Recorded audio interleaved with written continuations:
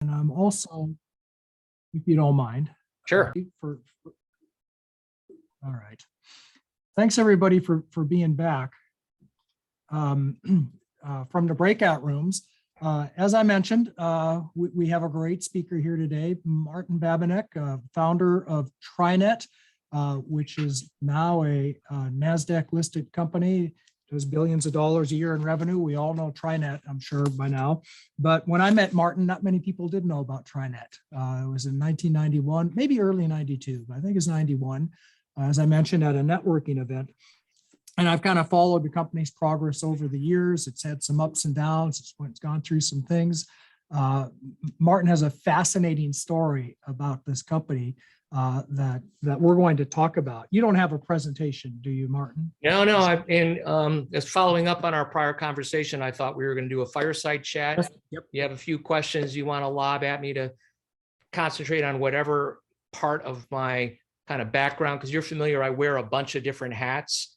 Yep. And I know the group has a lot to do with M&A in Silicon Valley and the importance of developing good relationships based on trust. So these are things that, yeah, I've dabbled a little bit here and there. So well, you tell me where you want to go. Yeah, and before you logged on, I was, I've got your book, and I was just commenting on some of the comments you made in one of the later chapters here on building a community, on how you kind of focus on creative collisions, you call it.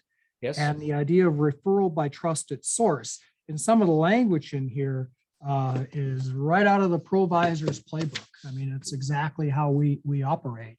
You know, we are a networking group, and we believe in trusted referrals. So let's start at the beginning, which is about the time that I met you. And you had your startup company, Trinet, here in Silicon Valley.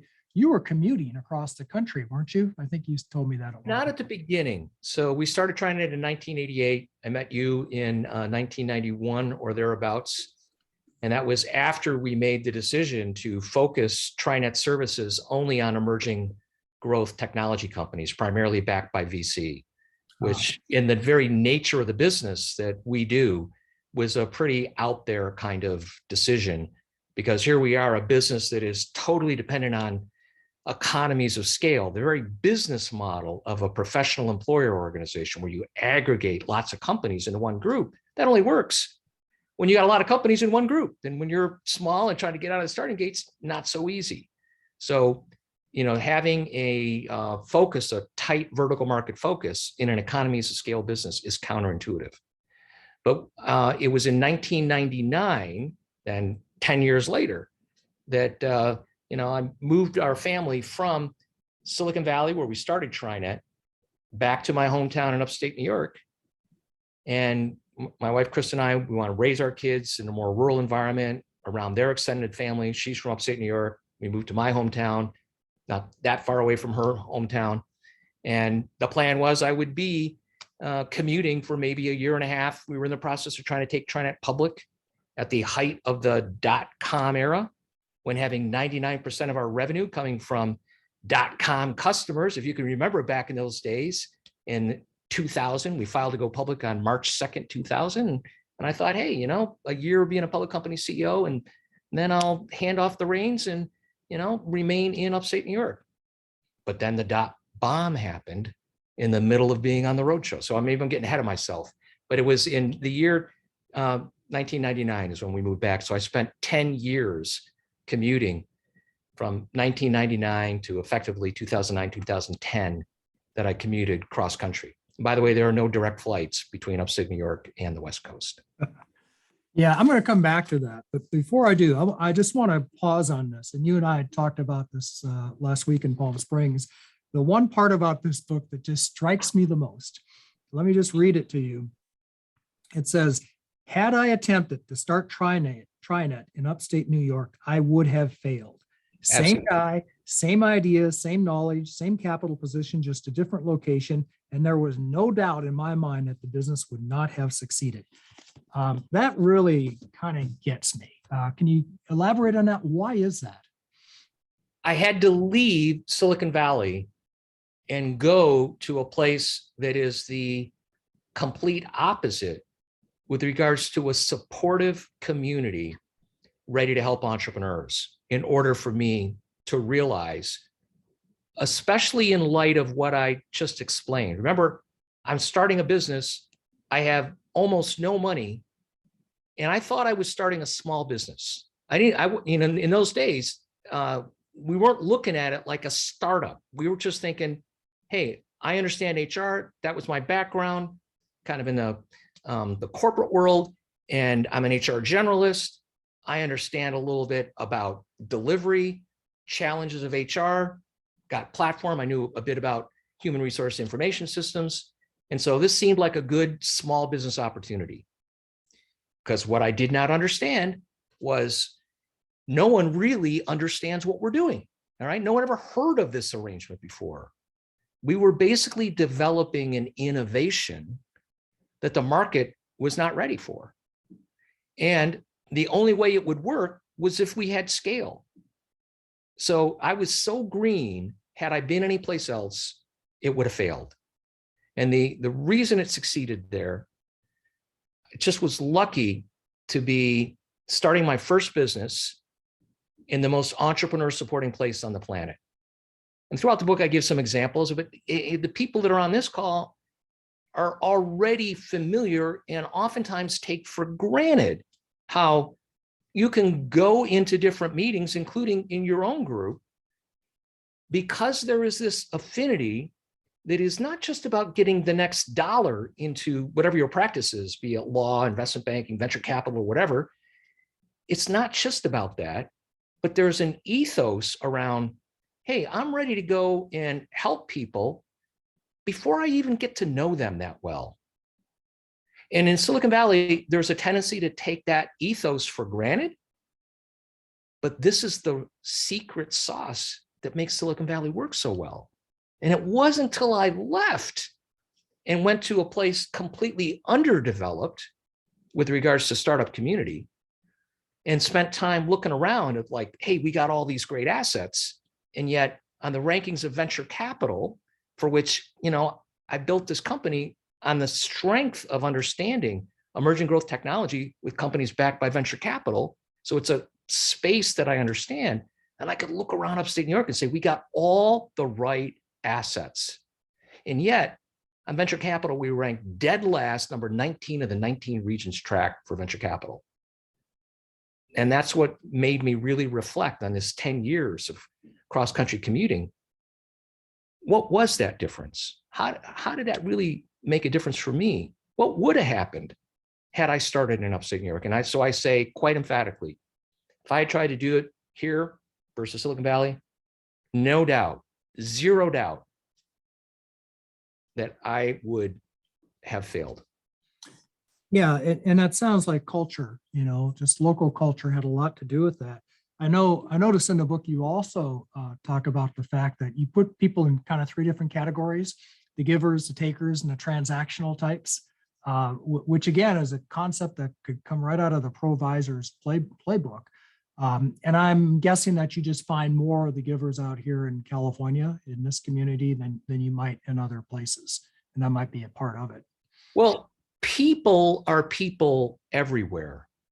So I don't think it's because there are necessarily more givers in Silicon Valley, but the culture rewards it and it reinforces the importance of give first.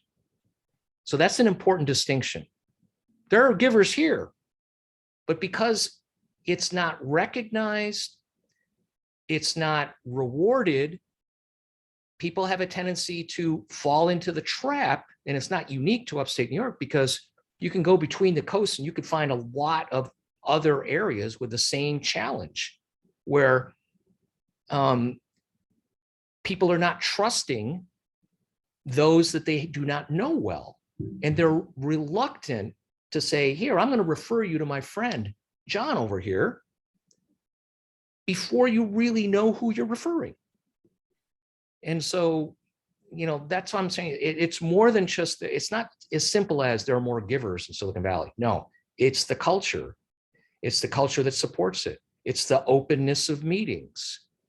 meaning there's a lot of places, including today, that you have to be part of some group in order to walk into a meeting, which in Silicon Valley, it's not that way. I mean, most of the meetings are not only open to non-members, but welcomed. I'm not saying all, but there's a lot of opportunity for people who are not necessarily part of a paid membership base to still walk in and get to know people because the meetings are open and welcoming.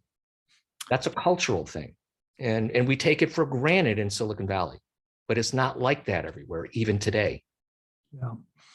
Okay, well, let me move along a little bit. So the story of Trinet, the other fascinating part about this is that you're right, very innovative in what you were doing, even back in 91, 92. I remember that the co-employer idea was, that was new, that was different, that was a little hard. The law took a while to catch up to it, I think. But then you also innovated in technology. You mentioned you were one of the first companies to move to an online platform. The First. Not among the. That sounds to me like that would be an extremely risky thing to do back in the 90s when there was this internet fad that might pass. Tell me about that. How did you make that decision? And it turned out to be a good one. But well, it's any entrepreneur that wants to grow a successful company tries to get the team to listen to the customer. And when the customers start saying, why can't you do X?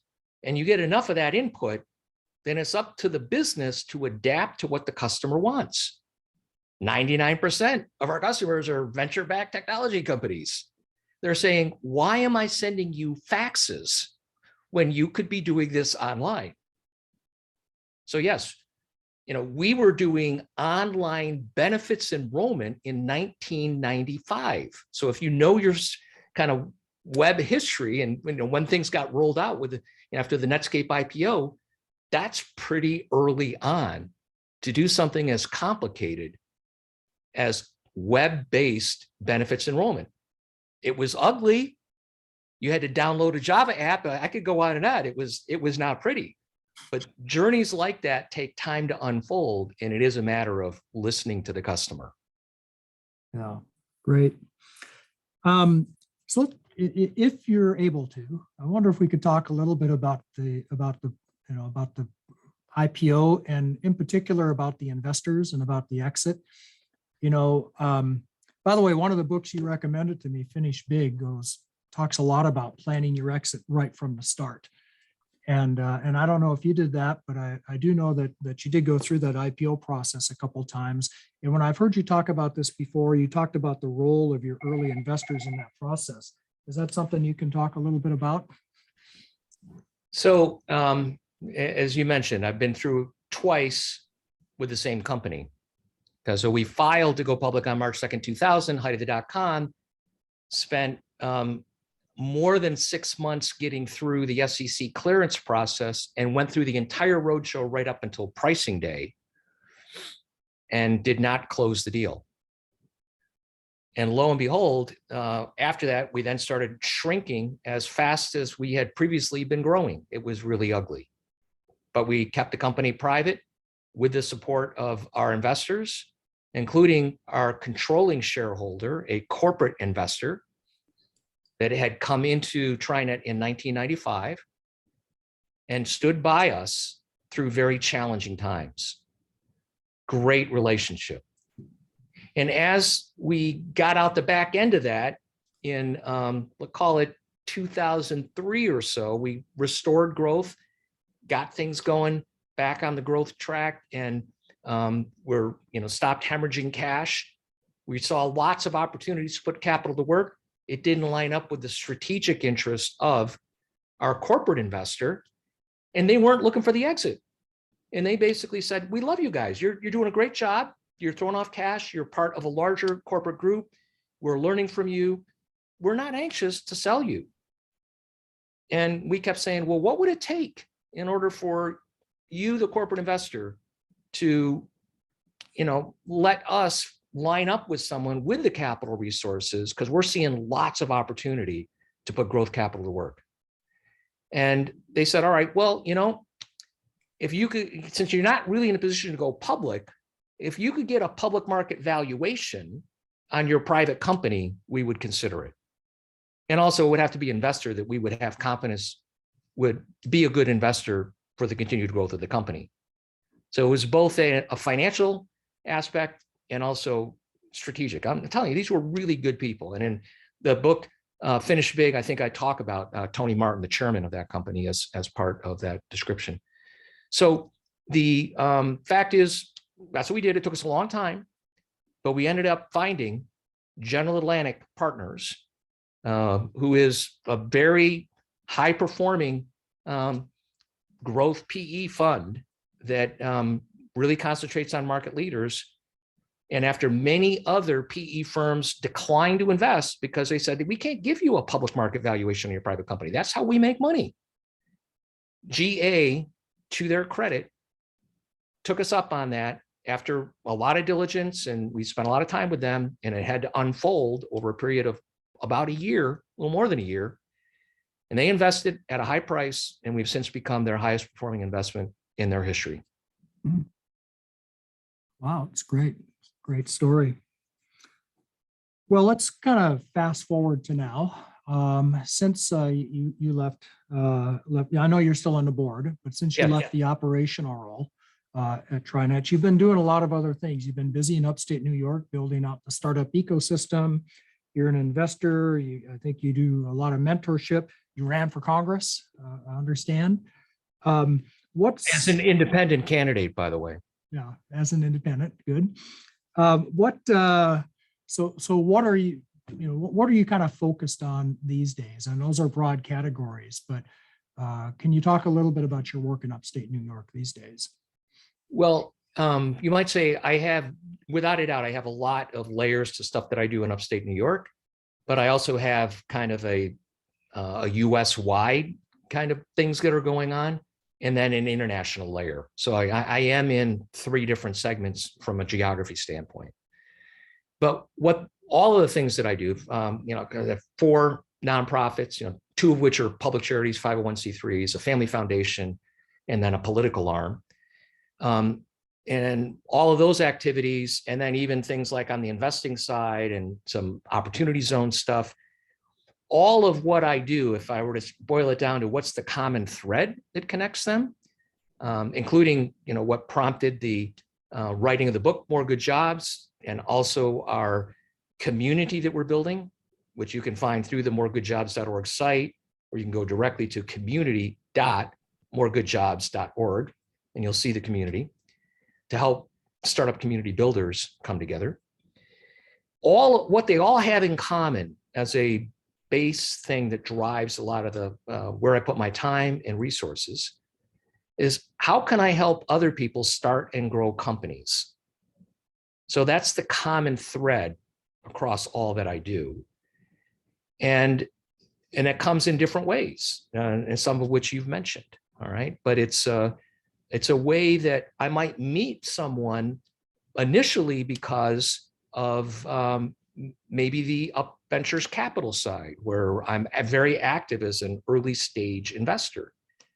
And then suddenly I talk to them and they say, all right, well, that sounds really interesting, and want to help. Maybe if they're in upstate New York and have an affinity for upstate New York, I can say, well, we could talk about Upstate Venture Connect, which is our nonprofit that helps entrepreneurs get connected with resources.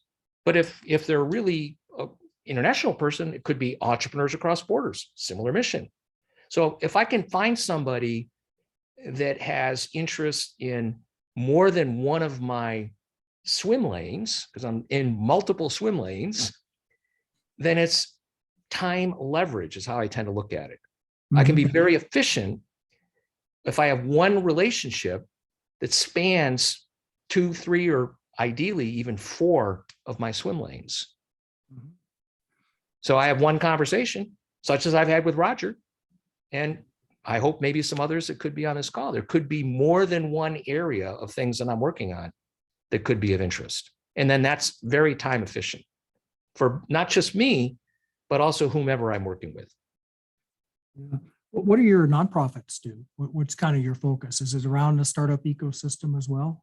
Like I said, it's helping others start and grow companies, as well as to a certain extent, things like workforce development, training, education. Those are important pieces of our philanthropy through our foundation, Up Mobility Foundation. And so dots can be connected from that type of philanthropy back into these other circles that I mentioned. I see. Yeah, so it all really does kind of tie together around a single theme.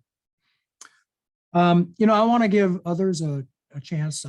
We could talk all day. I could ask questions, but I want to give some others a chance to ask some questions and start a dialogue. So any questions from our audience here? And you can just raise your hand or unmute. Or use the chat feature if I can open it. Okay, well, while we're waiting, I do want to talk a little bit about what's next for you, because you've kind of done a lot and you've done a lot during your career in the last 30 years since I've known you, certainly. Is it really kind of more focused on building out the upstate New York, or are you taking it on the road and showing people around the world how to replicate this sort of model? Yeah, my focus is not exclusively any one area. If I were to say what's next, I have no desire to start anything new. Okay.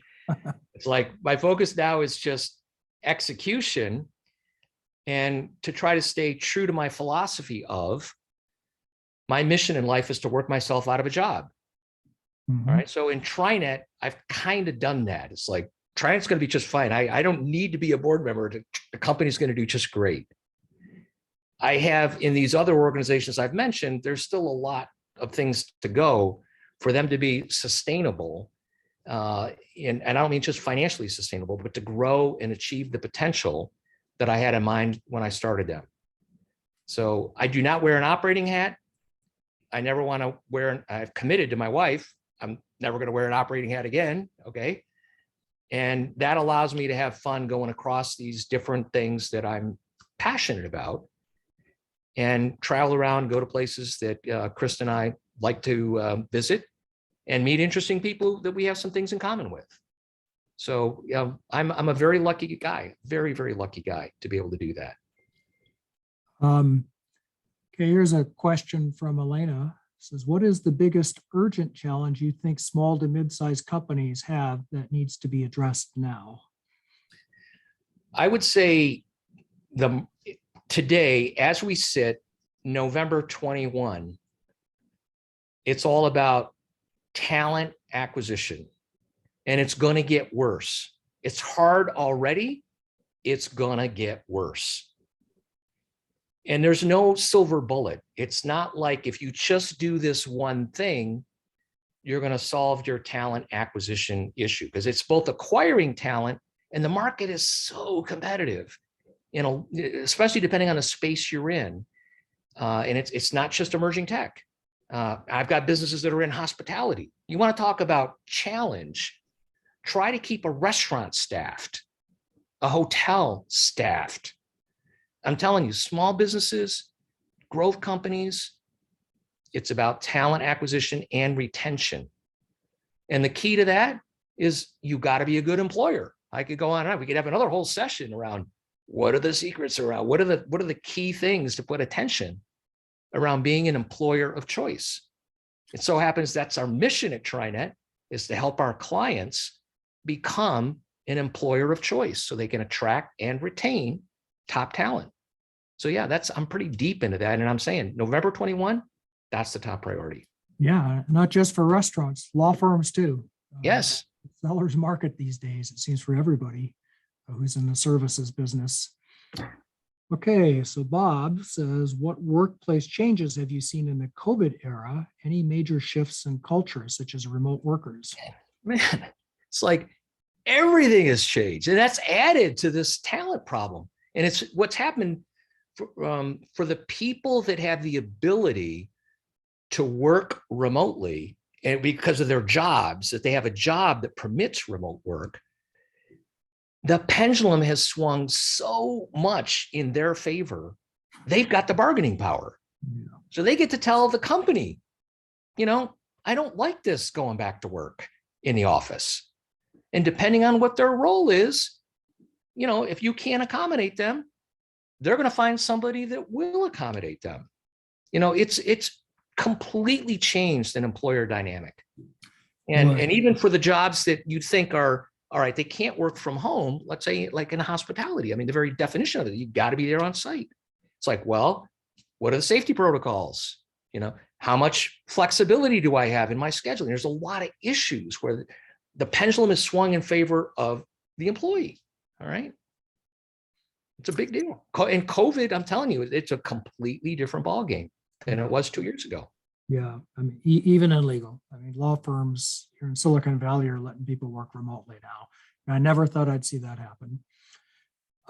Here's a good one about customer acquisition. This is more about your investor relationships. And how did you establish? That's a question I get every day. How do I meet investors? I'm a small company. I need to have somebody invest in me. How do I go about getting that relationship? It's all about referral by trusted source. So what's the guidance that you give your clients who are asking you that question? It's, well, let's talk about how you're building your relationship network. Don't let the onus be put on your shoulders. Don't volunteer and say, I'm going to help you solve that problem, but rather go through a discovery process. Dig into how are you building your relationship? Tell them the realities. The VCs or funding sources that you want are the ones that are most in demand. The likelihood of their reading your pitch deck from a cold email thing that you send into them maybe isn't zero, but it's pretty low. All right. And if you want to increase the odds, it is, how do you get to a situation where you can be referred?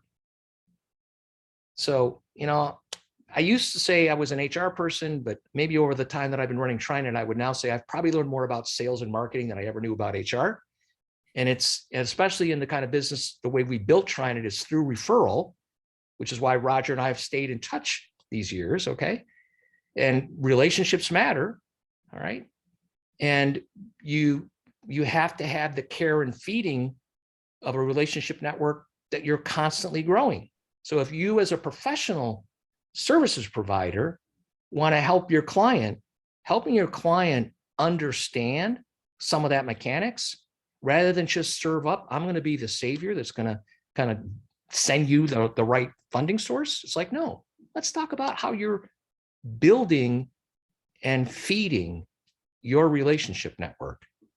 And maybe I can help guide you on that path, but don't take the responsibility to do it for them. Okay. David asked, what is your opinion of reskilling and upskilling current employees for retention and growth, and how do you do that? It's industry and position specific, but it's what we call GMAP, God, motherhood, and apple pie. Who could argue with that, right? Of course, duh. Of course you want to do that. But to say how you do it, how much resources you do it, what's the right path to do it, how much is online, how much is in person, I would say there's a lot of variables that have to come into play.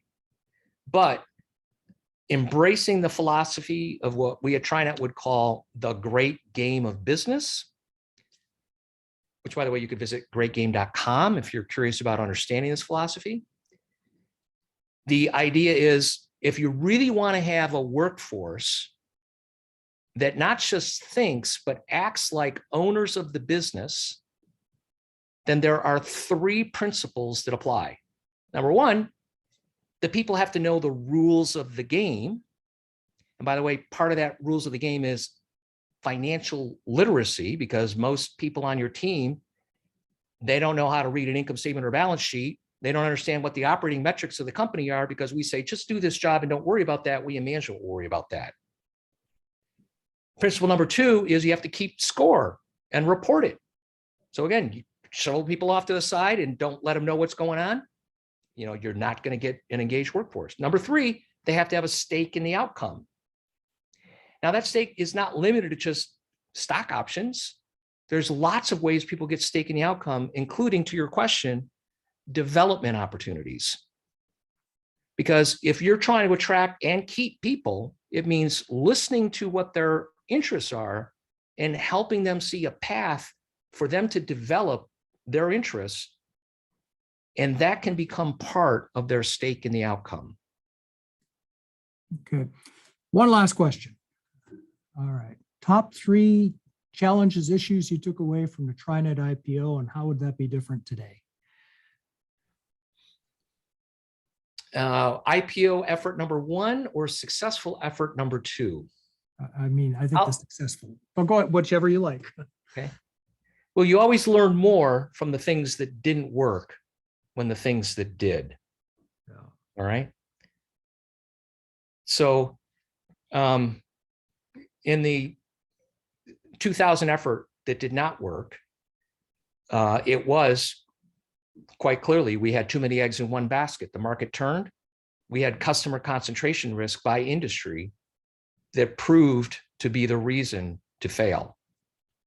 And it's an interesting story. It really is, and how we got there and why it was during the dot-com era. It was business coming in. It was like crack cocaine. It was addictive. All right. You'd have to be there to appreciate how hard it was to wean ourselves away and try to diversify. Notwithstanding our chairman of this strategic partner constantly reminding us we're overexposed. Okay. But a takeaway from the positive side for both that effort and our 2014 successful effort would be maybe the one lesson, my final comment. And that has to do with companies don't make investments, people do. And that first time when we brought our strategic partner in 1995, I was a lucky guy then. All right. It wasn't just the right company, it was the right people. Because we know relationships get tested when things don't go well. And then you really find out, did you marry the right person or not? And when you have a controlling stakeholder, I would argue it's like a marriage. All right. You really are marrying someone. So in 95, I was a lucky guy. But I learned from that. And as we went through that process, I mentioned and got them to say, all right, they'd let us find a buyer, get a public market price for the private company. Believe me, we spent a lot of time cultivating to find the right people who proved to be as significant an ally for us as our strategic investor was before that, because they were the right people. All right. And it's hard. And I do talk about it in chapter 7 of the book about some aspects of raising capital that it touches on some of this. And I also have some stuff on my blog at babinec.com. I've got, I believe, several posts. If you go on babinec.com and look at searching the Trinet posts, you'll see some things specifically related to the importance of having the right investors as partners, including how to diligence for them. So that would be my thing. People make investments, not companies. Okay. Well, on that note, I want to thank you for being here, Martin. Thanks for taking your time to talk with us about the story of Trinet and your own personal endeavors. I'm sure we'll be in touch again. Sorry we couldn't get through all the questions, but there's quite a lot there. Okay, with that, we're going to move then on to the final thing, needs, deals, wants. You can take that off speaker view. Actually, probably stop recording.